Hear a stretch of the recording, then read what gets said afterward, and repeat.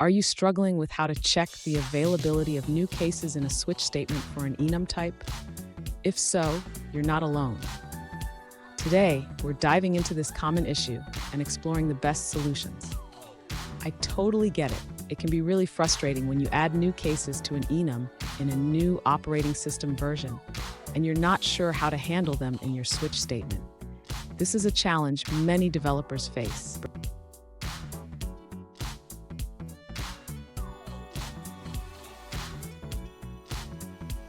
Here's the specific question we're addressing.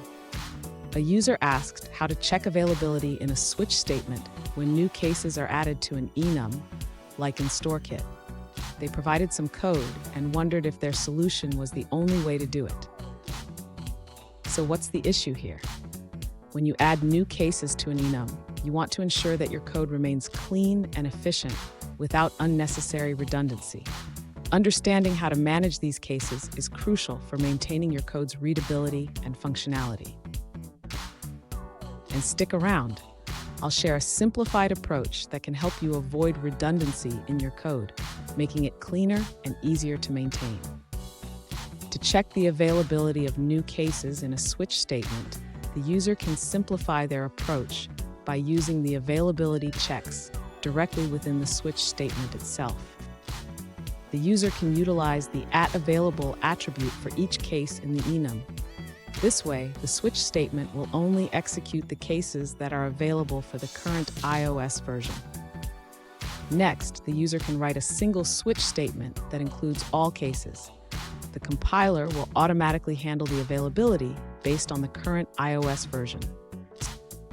This approach eliminates redundancy and ensures that only the relevant cases are executed based on the iOS version. The user can now maintain cleaner and more efficient code.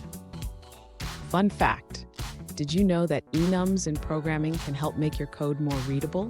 They allow you to define a set of named constants, which can be much clearer than using plain numbers.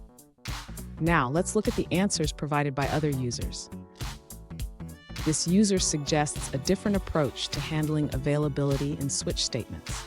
They recommend using a single switch statement with conditional compilation to manage new cases introduced in later iOS versions. Let's take a moment to review another user's answer. An alternative approach suggests simplifying the switch statement. Instead of using multiple if statements, you can handle all cases in one switch. The user proposes using a default case to manage the new enum values, checking availability only when necessary. That's all for that response. Let's see what someone else had to say. An alternative approach suggested by a user is to use a series of if statements instead of a switch statement.